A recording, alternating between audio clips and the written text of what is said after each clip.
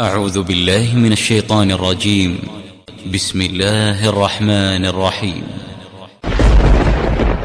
Vous savez, on confond les moyens et l'objectif ultime du Ramadan. C'est pas la même chose. Parmi les moyens, le verset où Allah il dit Ya ayyuhalladhina amanu kutiba alaykumus siyam kama kutiba ala alladhina min qablikum la'allakum tattaqun. La piété là, celui qui a atteint la piété dans le Ramadan, il n'a pas atteint l'objectif ultime. Il a atteint l'un des objectifs du Ramadan. Mais il n'a pas atteint l'objectif ultime. Je vais l'expliquer, vous allez comprendre. Même le fait d'avoir la nuit d'Al-Qadr n'est pas l'objectif ultime du Ramadan. Écoutez bien, c'est l'un des plus gros objectifs à atteindre dans le Ramadan, mais ce n'est pas l'objectif ultime. Pourquoi? Un jour, An-Nabi alayhi salatu salam, il était assis avec les Sahaba radiyallahu ta'ala anhum. Il va leur dire une parole forte ce jour-là. Il regarde chaque compagnon. Imaginez cela, des hommes qu'Allah a agréés, comme l'a dit Allah, radiyallahu anhum wa radu'an. Allah dit, ceux-là, ils ont agréé Allah, et lui, Allah, il les a agréés. Allahu Akbar. Des gens pour qui Allah a fait descendre un verset où Allah, il dit, min al-mu'minin al-rijal, min al-mu'minin al-rijalun sadaqu ma'ahadullah alayh. Des gens pour qui Allah, il dit, parmi les croyants, il y a eu de vrais hommes, des vrais hommes à la surface de la terre. Des gens qu'Allah a appelés les vrais hommes. Allahu Akbar. Ces personnes-là, qui avant même de mourir, Allah leur a promis le paradis de leur vivant.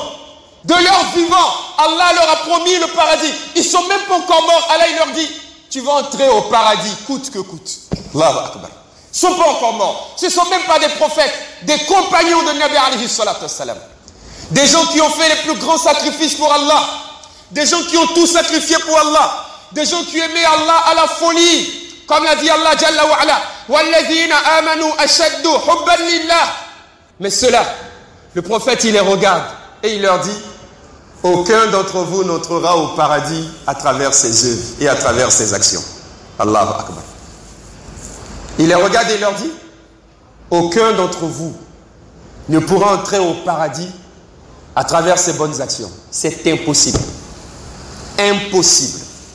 Les Sahaba radiyallahu ta'ala anhum, ils sont dépassés. Avec tout ça, on ne peut pas avoir le paradis avec nos bonnes actions. Ils disent, ok, nous on peut accepter. Nous on peut accepter. Regardez la question qu'il pose au prophète alayhi salatu wassalam. Ok, nous, on peut ne pas avoir le paradis à travers nos bonnes actions. Et toi, ya Nabi Allah alayhi salatu wassalam, même pas toi, toi le messager d'Allah, toi le bien-aimé d'Allah, toi sur qui le Coran il est descendu, toi qui as souffert pour Allah plus que quiconque, toi qui as fait la da'wa d'Allah, toi qui as été lapidé à Taïf, Wallahi al-Azim, toi qui es la créature la plus aimée par Allah Jalla wa ala, même pas toi Nabi Allah alayhi salatu wassalam, même pas toi, est-ce que toi tu ne vas pas entrer au paradis à travers tes bonnes actions? Le prophète sallallahu alayhi wa sallam, il les regarde et qu'est-ce qu'il dit? Il dit même pas moi. Même pas moi. Même moi. Même si Allah place toutes mes bonnes actions dans la balance, ça ne suffit pas pour que je mérite le paradis. Il dit ça ne suffira pas. Il dit même pas moi. Même moi je ne vais pas entrer au paradis à travers mes œuvres. Moi je vous pose la question. Dans les œuvres de Nabi, il n'y avait pas Ramadan dedans? Il n'y avait pas Ramadan dedans. Dans les bonnes actions de Nabi alayhi salatu salam, il n'y avait pas les jeûnes de Ramadan dedans? Dans les bonnes actions de Nabi alayhi salatu salam, il n'y avait pas de Laylatul Qadr dedans? Nabi n'a jamais eu la nuit d'Al-Qadr. Il n'a jamais cherché la nuit d'Al-Qadr. Il n'a jamais eu la nuit d'Al-Qadr. Il y avait combien de Laylatul Qadr dans les bonnes actions de Nabi alayhi salatu salam? Une seule nuit de Laylatul Qadr vaut 1000 mois d'adoration. Allahu Akbar. Il y avait combien de Laylatul Qadr dans la vie de Nabi alayhi salatu salam? Combien de fois il a eu Laylatul Qadr dans sa vie? Mais malgré toutes ces nuits de Laylatul Qadr, le prophète dit sallallahu alayhi wa sallam, il dit même moi, je ne peux pas entrer au paradis à travers mes actions. Allahu Akbar. Allahu Akbar. Alors les Sahaba radiyallahu ta'ala anhum, ils lui demandent, on va entrer comment au paradis alors? Par quoi on va entrer? Vous savez ce qu'il répond? An-Nabi alayhi salatu wassalam. Il dit, vous n'entrerez au paradis qu'avec la miséricorde d'Allah. Point. Pas plus. Avec la miséricorde d'Allah. Lorsqu'Allah il aura de la miséricorde pour vous. Lorsqu'Allah il aura pitié de vous. C'est là que vous allez entrer au paradis. Vos œuvres, ça ne suffira pas. Même si vous avez eu 1000 Laylatul Qadr, ça ne suffira pas. Donc l'objectif ultime du Ramadan, c'est pas d'avoir Laylatul Qadr. Laylatul Qadr fait partie des plus grands objectifs. Mais l'objectif ultime du Ramadan, c'est qu'à travers le Ramadan, on puisse obtenir la miséricorde d'Allah Yawm al-Qiyamah. C'est ça l'objectif. Parce que même l'obtention de la piété, c'est pour avoir la miséricorde d'Allah. C'est ça l'objectif. Allah il dit la'allakum tattaqun. Pourquoi? Si tu atteins la piété, moi Allah, j'aurai pitié de toi. La piété nous permet d'avoir la miséricorde d'Allah. En ayant Laylatul Qadr, elle fera peser notre balance de bonne action le jour de la résurrection. Et la nuit de Laylatul Qadr fera qu'Allah nous pardonnera nos péchés. Et si notre balance de bonnes actions est pleine et qu'elle pèse et que nos péchés sont pardonnés, alors nos bonnes actions seront plus grandes que nos mauvaises actions. Et si nos bonnes actions sont plus grandes que nos mauvaises actions, Allah il aura pitié de nous. Et si Allah a pitié de nous, on aura la miséricorde d'Allah. L'objectif ultime du Ramadan, c'est que le Ramadan nous aide à atteindre quoi? La miséricorde d'Allah. La miséricorde d'Allah. Maintenant, revenons au sujet. Ceux qui ont décidé d'honorer Allah seulement dans le Ramadan, ceux qui se sont dit que l'objectif, c'est juste le jeûne de Ramadan. C'est juste porter le hijab dans Ramadan. L'objectif, c'est juste lire le Coran dans Ramadan. L'objectif, c'est juste avoir Laylatul Qadr dans Ramadan. Ceux qui ont dit que c'est ça l'objectif. Et qu'après le Ramadan, dès que le Ramadan est passé, l'adoration a disparu. Ces sœurs-là qui ont porté le hijab pour Ramadan, et après le Ramadan, elles vont enlever le hijab et mettre des mèches sur la tête. Allahu Akbar. Ces frères-là, subhanallah, qui ont délaissé le haram à cause de Ramadan, et après le Ramadan, il va reprendre les contacts avec sa petite copine ou sa petite amie dans le haram. Ceux-là qui ont délaissé la cigarette, la drogue et l'alcool à cause de Ramadan et qui vont le reprendre après le Ramadan. Si c'est ça votre objectif, alors sachez que vous allez perdre lamentablement la miséricorde d'Allah. Pourquoi? C'est Allah même qui l'a dit dans le Coran. Suratul Baqarah, verset 85. Allah dit Jalla wa ala, أفتؤمنون ببعض الكتاب وتكفرون ببعض أفتؤمنون ببعض الكتاب وتكفرون ببعض. Voilà la question qu'Allah nous pose. Allah dit, est-ce que vous avez décidé d'appliquer une partie du Coran et puis de ne pas appliquer le reste? Il y a un verset du Coran qui vous demande de jeûner Ramadan. Vous avez jeûné Ramadan. Maintenant, tous les autres versets qui vous demandent de craindre Allah, de mettre le hijab, de respecter Allah, vous n'appliquez pas ça. C'est le seul verset qui vous demande de jeûner Ramadan. C'est ça que vous avez appliqué? Allah il nous demande, avez-vous décidé d'appliquer une partie du Coran et de ne pas appliquer l'autre partie? C'est ça votre ruse? C'est ça vos actions? D'appliquer les ordres d'Allah dans Ramadan et d'oublier Allah après le Ramadan? Avez-vous décidé d'appliquer une partie du livre d'Allah et de délaisser l'autre partie? Qu'est-ce qu'Allah dit? Allah dit, quiconque parmi vous va se comporter de la sorte. Allah dit, si je vois que vous appliquez une partie du Coran, vous laissez l'autre partie, qu'est-ce qu'Allah dit? Allahu Akbar. Qu'Allah nous pardonne. Allah nous pardonne. Allah dit, si je me rends compte que vous appliquez une partie du Coran et après vous faites ce que vous voulez, Allah dit, moi Allah, je vais vous humilier dans la dunya. Khizyun fil hayati dunya. Allah dit, la seule chose que vous avez mérité de ma part, c'est l'humiliation dans cette dunya. Je vais vous humilier dans la dunya. Je vais vous humilier dans la dunya. C'est Allah qui l'a dit, Jalla wa ala. Khizyun fil hayati dunya. Allah dit, je vais vous humilier dans la dunya. La seule chose que vous avez mérité, c'est l'humiliation dans la dunya. Wa yawm al-qiyamati yuradduna ila ashaddi al-'adhab. Et le jour de la résurrection, je vais vous accueillir avec le plus dur des châtiments. Allahu Akbar. Allahu Akbar. Combien de musulmans seront humiliés par le shaitan après le ramadan? Combien seront humiliés après le ramadan? Tout le ramadan, elle a porté le hijab. Tout le ramadan, elle était couverte de la tête aux pieds. Mais après le ramadan, qu'est-ce qui va se passer? Elle va se retrouver dans une chambre close avec un homme qui n'est même pas son mari. Il va la mettre nue. Il va avoir toutes ses parties intimes. Il va avoir des rapports charnels avec elle. Elle va forniquer avec lui. Pendant 30 jours, elle était couverte. Mais 2 jours après Ramadan, 1 semaine après, elle se retrouve dans la fornication. N'est-ce pas l'humiliation? Tu étais couverte le mois dernier. Te voilà nue avec un homme qui ne t'a même pas épousé. N'est-ce pas l'humiliation? Le mois passé, tu étais attaché à Allah. Ce mois-ci, tu es devenu pervers et fornicateur. N'est-ce pas qu'Allah est en train de t'humilier? Pendant 1 mois, tu t'es éloigné de la fornication. 1 mois à peine, tu regardes des films pornographiques. Tu vis dans le haram. N'est-ce pas une humiliation de la part d'Allah Jalla wa Ala? Est-ce qu'Allah ne t'a pas humilié? Le shaitan a été enchaîné pendant 29 ou 30 jours pour toi. Le jour où il a été détaché, ce même jour-là, il t'a ramené au plus bas de ce qui est bas. N'est-ce pas une humiliation?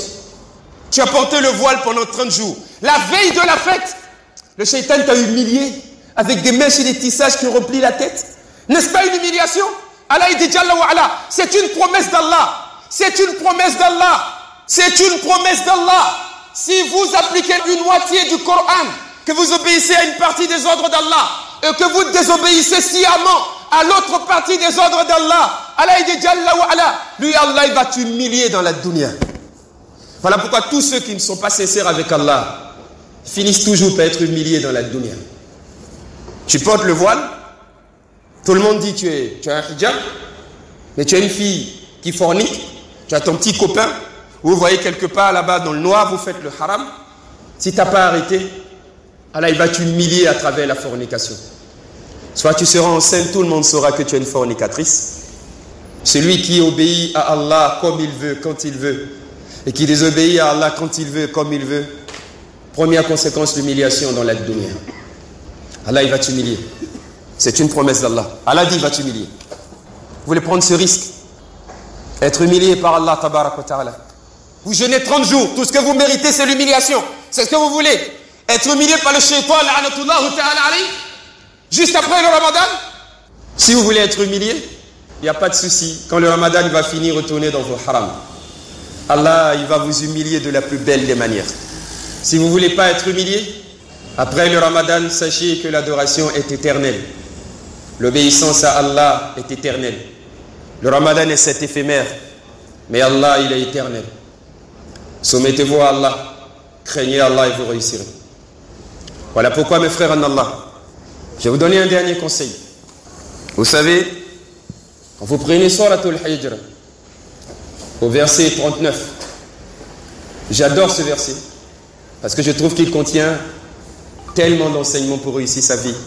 Souvent dans toutes mes conférences, il faut que je le cite. Je prie Allah qu'Allah m'aime comme j'aime ce verset.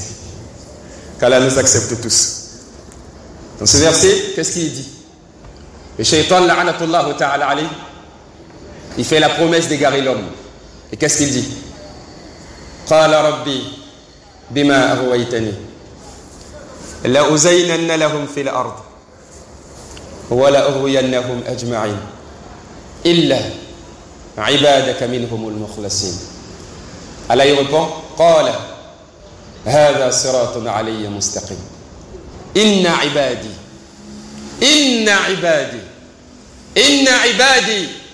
laysa laka alayhim sultan illa man ittaba'aka min al-ghawin. C'est de très belles paroles, des paroles profondes, lourdes, remplies d'enseignements. Wallahi l'ardé. Allah dit le shaitan, la'anatullahu ta'ala alayhi, il a fait la promesse de tous nos égarés. Avec quoi? Avec la dunya. Il a dit la uzaynanna lahum fil ard. Je vais embellir ce bas monde sous leurs yeux. Je vais tous les égarer avec dunya. Elles ne vont pas porter le hijab à cause de la mode de la dunya. Il sera un fornicateur à cause de la mode des belles femmes de la dunya. Il sera menteur à cause de l'argent, la richesse de la dunya. Il va délaisser la prière à cause de la dunya. La uzaynanna lahum fil ard. Je vais tous égarer ces hommes-là avec ce bas monde. Wa la ughwiyannahum ajma'in illa ibadaka minhumul mukhlasin. Il dit les seuls que je ne pourrai pas égarer, c'est ceux parmi tes serviteurs qu'on appelle al-mukhlasin, ceux qui vont avoir ce qu'on appelle al-ikhlas, ceux qui auront dans le cœur la sincérité dans les actions d'adoration. C'est lui-même qui a dit ça, le shaytan la'anatullahu ta'ala alayhi. Il dit je vais égarer tout le monde, mais je ne pourrai jamais égarer les sincères. Mais pourquoi il dit qu'il ne peut pas égarer quelqu'un qui est sincère avec Allah? Dans le verset qui suit, qu'est-ce qu'Allah dit? Inna ibadi. C'est Allah qui l'a dit. Inna ibadi laysa laka alayhim sultan illa man ittaba'aka min al-ghawin. C'est Allah qui l'a dit, c'est pas moi. Allah il dit, il s'adresse au shaytan la'anatullahu ta'ala alayhi. Allah dit inna ibadi. Allah dit ceux que moi Allah je vais accepter comme mes serviteurs sincères. Ceux que moi Allah je vais accepter comme des croyants sincères là. Ceux que moi Allah je vais considérer comme mes adorateurs sincères. Ceux qui vont m'adorer dans Ramadan. Et moi Allah je vais voir au nœud de la sincérité. Et je dirai que celui-là, il est devenu un adorateur sincère. C'est mon adorateur sincère. Mon serviteur sincère. Allah il dit inna ibadi. Mes serviteurs que je vais considérer comme étant des serviteurs sincères. Allah il dit au shaytan la'anatullahu ta'ala alayhi. Laysa laka alayhim sultan. Allah dit jamais je ne te donnerai la possibilité d'avoir le dessus sur eux. Jamais. Laysa laka alayhim sultan. Jamais je ne te laisserai prendre le dessus sur ceux-là que je vais accepter comme mes adorateurs sincères. Illa man ittaba'aka min al-ghawin. Allah dit tu ne pourras égarer que ceux qu'on appelle al-ghawin. Shamsuddin Ahmad ibn Taymiyyah al-Harani rahimahullah, il dit al-ghawin c'est qui? À la base, c'est quelqu'un qui aime la saleté, la fausseté et le haram. Quelqu'un dans son cœur, tout ce que le shaitan aime là, son cœur aime ces choses. Allah il dit, tu ne pourras égarer que ceux qui aiment la saleté comme toi. Allahu Akbar. Il y aura des hommes qui vont aimer le mensonge comme toi, shaitan la'anatullahu ta'ala alayhi. Il y aura des hommes qui vont aimer la fausseté comme toi. Il y aura des hommes qui vont aimer la fornication, la saleté, la souillure comme toi. Et tu ne pourras égarer que ceux qui vont aimer le haram comme toi. Mais ceux qui vont m'adorer avec sincérité, laysa laka alayhim sultan. Jamais je ne te laisserai prendre le dessus sur mes serviteurs. Jamais. Si Allah vous accepte comme des serviteurs sincères, Allah il dit, il va vous compter parmi ses adorateurs. S'il vous compte parmi ses vrais adorateurs, laysa laka alayhim sultan. Il ne laissera jamais le shaitan prendre le dessus sur vous et vous faire trébucher dans le haram. La volonté ne suffira pas. Je le dis, il y a des gens qui disent, moi, ce Ramadan là c'est fini, je ne vais plus mentir après ça. Il va tenir 2 mois après, il va retourner dans le mensonge. La volonté ne suffit pas. Parce qu'Allah il a dit, Man kana yuridu al-izza, falillahi al-izzatu jami'a. La force, la puissance est entre les mains d'Allah. Tu peux vouloir, mais tu ne vas y arriver qu'avec la permission et l'aide d'Allah. C'est vrai que tu ne veux plus mentir, mais tu ne vas délaisser le mensonge que lorsqu'Allah t'aura aidé, après le Ramadan, à délaisser le mensonge. Et pour qu'Allah t'aide à délaisser le mensonge, il faut qu'Allah voie la sincérité dans tes œuvres. Et si tu n'as pas été sincère, tu n'auras pas l'aide d'Allah. Si tu n'as pas l'aide d'Allah, tu seras l'esclave du shaytan, la'anatullahu ta'ala alayhi, après le Ramadan. Voilà pourquoi mes frères en Allah, le Ramadan il est éphémère. Le Ramadan est éphémère. Mais l'adoration est ininterrompue. L'adoration est éternelle. Mais le Ramadan, il est éphémère. L'adoration, c'est jusqu'à avoir l'amour et l'agrément d'Allah. Mais le Ramadan, c'est pour un moment. Nous prions Allah qu'Allah nous pardonne, qu'Allah nous accepte, qu'Allah nous comprenne sur le haqq, qu'Allah nous accorde sa miséricorde le jour de la plus grande difficulté qui est al-yawm at-talaq.